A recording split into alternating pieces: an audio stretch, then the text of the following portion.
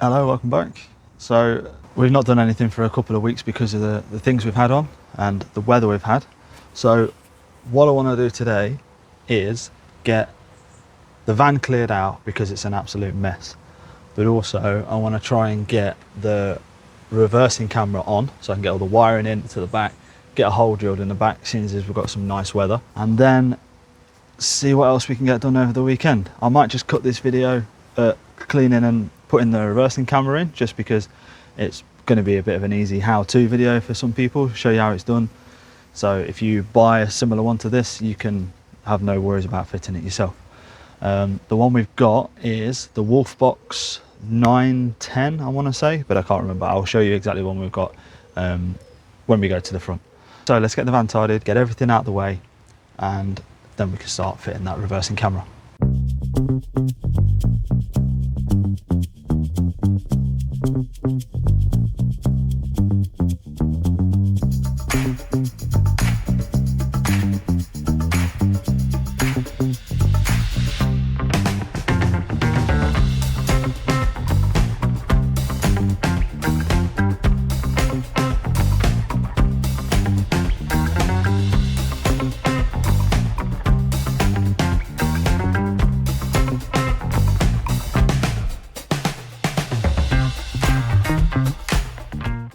Okay, so the camera that we've got is the G840S. It's not the top of the line one. The top of the line one, the difference is the rear camera is a slightly better quality, and you can download the footage from the device straight onto your phone, whereas this one, the footage is stored on a memory card and you've got to physically connect something to it or take the memory card out, put it in a laptop to get the footage off, but I'm not really bothered about that. What you get in the box is the main camera for the front. So it's a front dash camera and a rear dash camera, but you can also use it as a rear view mirror or reversing camera. So that's basically what I'm going to do. So what you have to do is you have to have a rear view mirror to mount it on. So I've already bought one of those and fitted one of those. So this basically just sits onto that.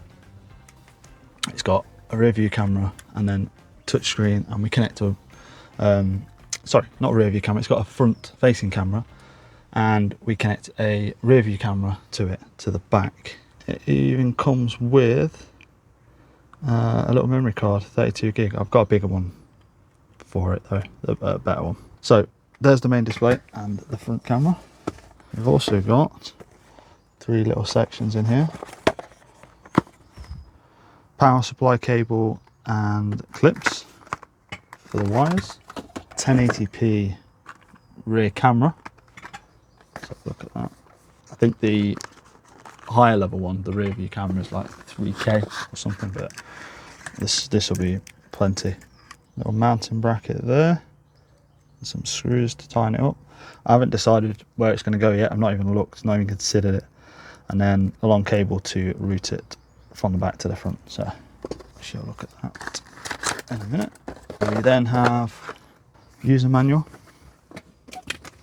We only look at that when we've got problems, as you know. Rubber straps, a GPS antenna, a little tool, adhesive and accessories. Did I just drop something or did a fly touch my leg? Not sure. That'll be the little tool. And rubber straps are there, what we attach it to the mirror with. And the GPS antenna, some adhesive strip for something, and another mount. That looks like a mount for the rear view camera, in case you mount it, I suppose, inside, facing outwards or something. And a couple of spare mounts there as well. Okay. Let's get the mirror up first and then plan where our wires are going to go, I suppose. Right, so let's get this screen up. So I need the cables, not cables, the rubber bands. 2 different sizes. I suppose it depends on how big your mirror is. smaller ones are fine. So you get 2 different size bands. If you've got a really big rear view mirror, if it's got like the anti glare thing built into it, it might be quite thick. And it could have other stuff going on in the back of it as well, so maybe there for that. But it's just a standard one that I've just pulled off. Plan B, put it on the mirror first and then put the mirror up. Just like that.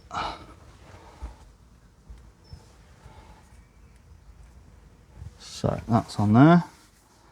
Now, what?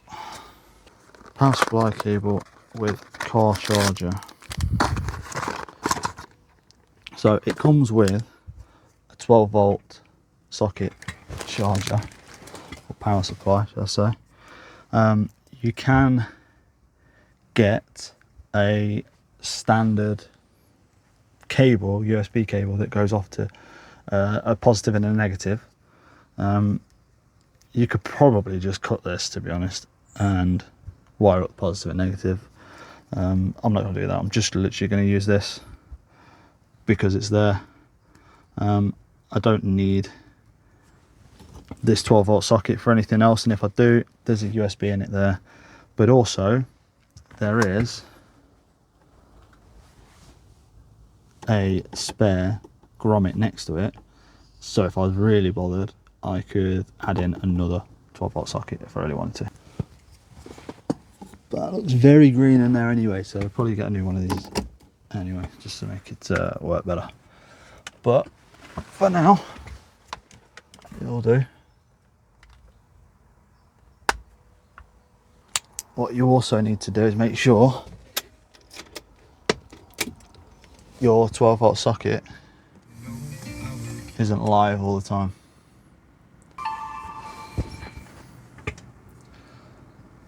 Put time up there, 4K on that. If I pull the cover off the rear camera, there you go, there's the front of the car.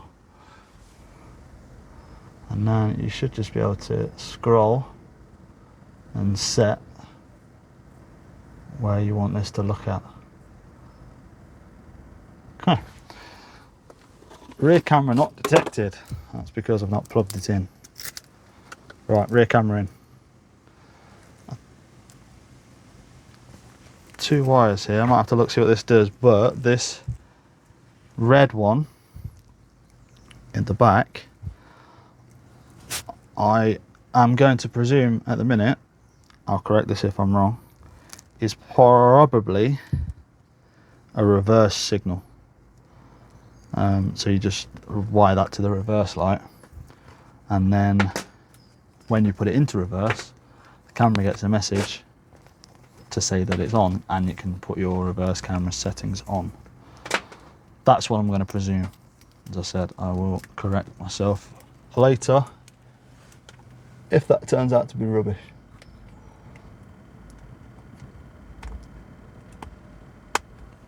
Okay, that's the rear camera. Right way around. There you are. Look. Woo! So what we need to do now then is basically find somewhere to mount this on the outside, and then run the wire down to the front, plug it in that way. Okay, let's go.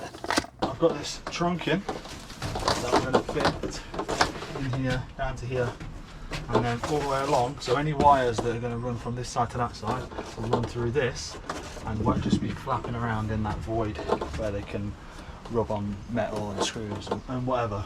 The hardest bit is these bits where obviously you've got to try and route your way around, but once that's done, just run it straight to the end, and then I'll run the camera cable through this, which will be fun.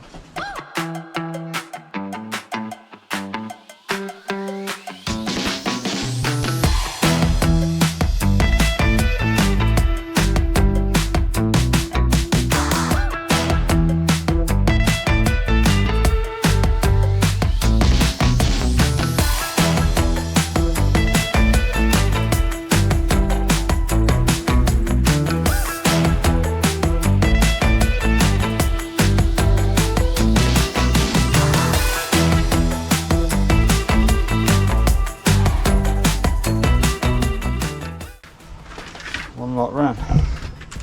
All I need to do is run some along there and then down there. My batteries and electrics are all going to be under there, so I'm going to need some of that trunking sort of running up there and coming along here for some bits of power outlets and USBs and things like that anyway.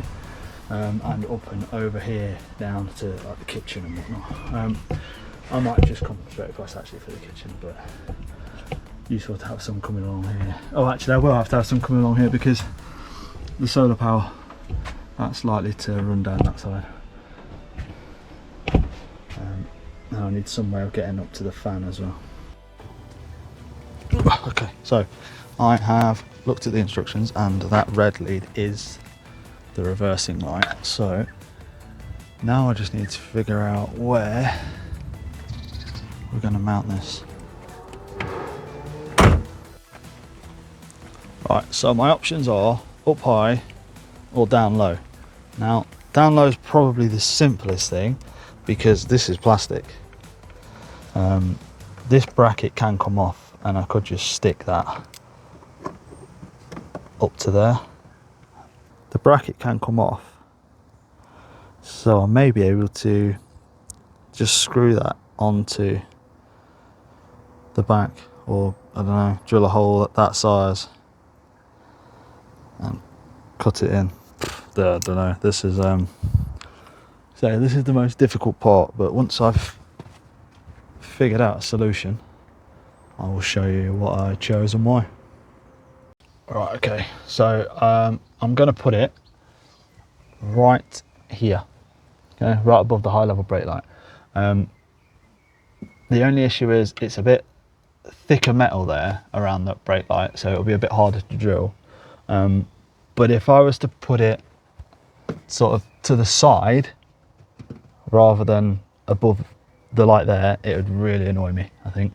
So I'm going to make sure it's dead central and just deal with the difficulties of that. So all I need to do is drill this shape out. Okay, so this sticks out a little bit proud, so this will have silicone around it. This is the shape I'm going to drill out, and then on the inside I've taken the bracket apart. Then I'm going to use this section of the bracket just to sort of clamp it in. It won't clamp it in massively, I mean it's only screwed into plastic anyway. The silicone is going to be doing most of the bonding. That's just sort of an extra support if you like, and it will hold it whilst the silicone sets. So yeah, get the holes drilled, put that in, and then I can route the wires down here and down to the back of the van, and then that red cable can go down here to the reverse light for that function. So let's go and get some holes drilled.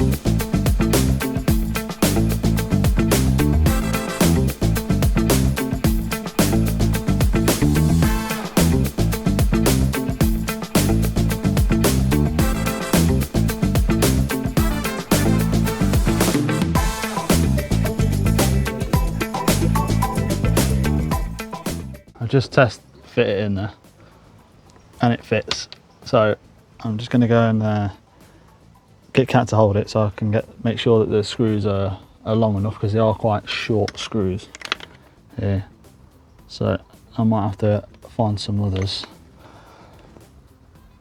They're not really the right type, but once I know that they fit, I'll put some silicone around here, give it a wipe off, and then stick it on, put the screws in, and that's it. Those screws are too small. I haven't got any that are big enough, so it's just going to have to rely on the silicone basically. But so what I'm going to do is I've cleaned the hole up, show you. I've cleaned it up and I've sprayed it with some paint, Hammerite paint, so it treated the bare metal, so I'm just letting that dry and then I'll pull the tape off. Then what I'm going to do is put some silicone on here and put the wire through and then push it on, and then I'm going to very, very gently attach these mole grips to this connector section here. Okay, and then I'm just going to let that dangle, and just the weight of these, which they're only a small pair, so they're not massively heavy, it won't strain the cable or anything, but the weight of them will just pull the camera in as the glue is drying. Then I'll leave that for a couple of hours, let that glue set, and then I'll connect all the wires up. Whilst I'm waiting for that to dry, I'm going to run the wires from that end down, well, up through the roof lining, along the side, all the way to the back, and I'll attach the wire to the reverse light as well whilst I'm at it.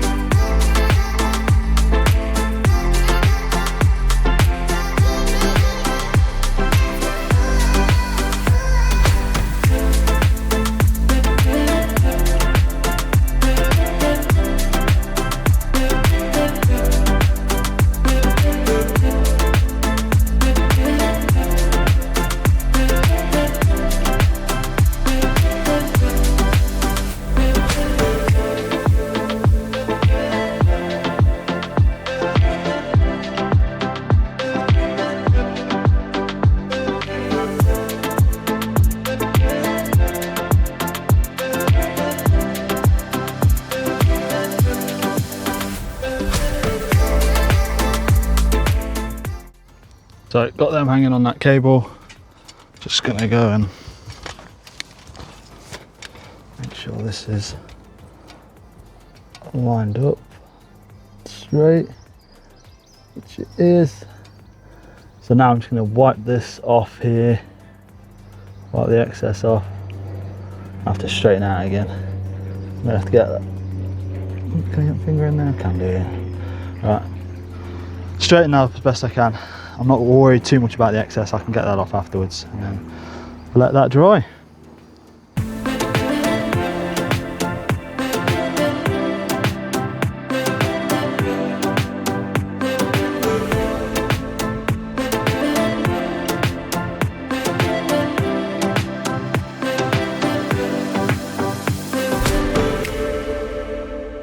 So whilst I'm waiting for that to dry, I'm going to get this cover off and access the wires for the reverse light. They're already loose, so I don't need to go and get a screwdriver.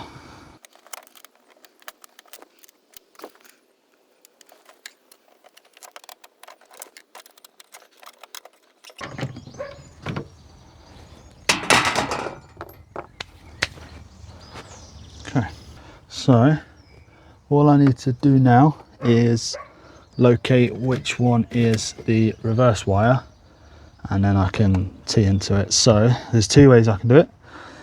I can go and get a wiring diagram,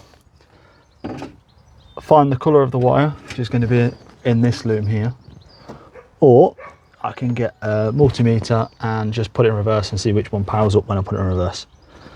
Either way is fine, do whichever one you feel like doing. I found a wiring diagram, and the reverse light is this brown with a black. So I'm going to double check it before I cut into anything, make sure it definitely is that one. But I'm not going to connect it all the way down here near this connector. What I've done is I've followed this loom up and I've separated it near the top, and I found that brown and black wire up here. So I'm going to go get my multimeter so I can test that and make sure it definitely is the reverse signal. Once I know that, I will get my electrical tools and figure out how I'm going to not just safely splice into this, but a splice that will last. You see those sort of crimp connectors that you sort of put the two wires next to each other and then clamp them together, and it kind of just bites through the insulation into each other? They'll work for about I don't know, a month maybe, and then you'll start to get corrosion in here and start to create yourself problems. Things will stop working. You'll have to do the job twice, and the chances are once these have corroded, you've got to be careful whether you can put them back together again. So you could end up potentially costing yourself a whole loom or a whole huge section of wire you've got to then replace. So do it right the first time, and you only have to do it once. Right, this is why you always check, because it's not the brown like it shows on the diagram. It's actually this grey and green, green and grey. So I need to find that wire up there, which is there, and that is the one I need to be splicing into. So don't always just rely on your diagram, always make sure you double check.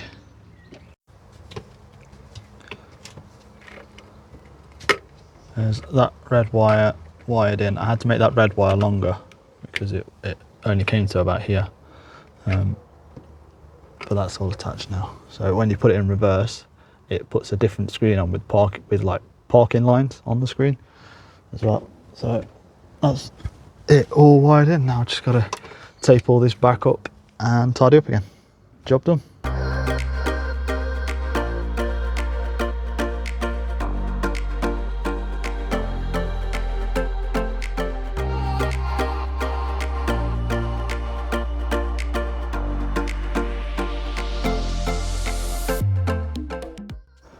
Right, okay, apart from obviously just routing these powers and this GPS, which is again straightforward, so I won't bore you with that, but ultimately I'm going to run these all up here, down by these just pull off, but to be fair, you could probably poke it behind without pulling them off. The GPS I will just stick down here. The power cable, for the time being at least, I'll run it down there. I need to try and run it along the dash somehow to get back down to the 12-volt socket. I may invest in the hardwired cable and then just wire it to an ignition fuse, but for the meantime, certainly I'll just sort of hide it away as best I can and route it back up through the glove box area and plug that in. But yeah, so this is obviously off. As soon as I turn the key on, it comes on, and then you've got your camera. So the minute that's on the rear camera, if I just swipe left, there's the front camera. At the minute that cable's in front of it, swipe left again, I'll get both. You can move them up and down to get whatever position you want. That is the lowest that way, and I can go up to there. Swipe the front again, you can adjust that, and with that red lead attached to the reverse light, when I put it into reverse, it swaps to the reverse camera. So you can have it like this, where you kind of see the full picture, or you can have it zoomed in a bit where you can only see that. I think I prefer seeing the full picture for reverse. I'll probably have it on behind me most of the time anyway, just so I can see what's going on behind whilst I'm driving, just like a normal rear view mirror. To get to the settings, because at the minute they're greyed out, if you turn the recording off, I found out, then the settings come up, and then you've got all your settings in here. So you can change your time, your date, your speed unit, time zone, a few things on there. So I'm going to format this SD card whilst I'm here, because it's brand new and all it's done so far is recorded rubbish. Job done. So now that's basically set up, and it will just keep updating itself, recording on a loop, and you can just use the recordings as you wish. So yeah, pretty happy with that. Pretty easy. The hardest thing is just routing the cables, to be honest. But apart from that, no, it's a pretty good piece of kit. I don't know yet if it's worth spending the extra on the top one. I think it's the G900 Pro or something. It was about £100 more, and from what I could gather, all you got was a better quality rear camera, when this is HD anyway. You got a better quality rear camera, and you could download the files directly off of there to your phone rather than having to take the SD card out. And to be honest, for £100, I'm not doing that. Yeah, that's it, all fitted. It took about 2 hours really, if you take out my faffing around, and I was messing around with the app for a while as well. Yeah, it's not difficult at all. Just have a go. Thanks for watching, and we'll see you in the next one.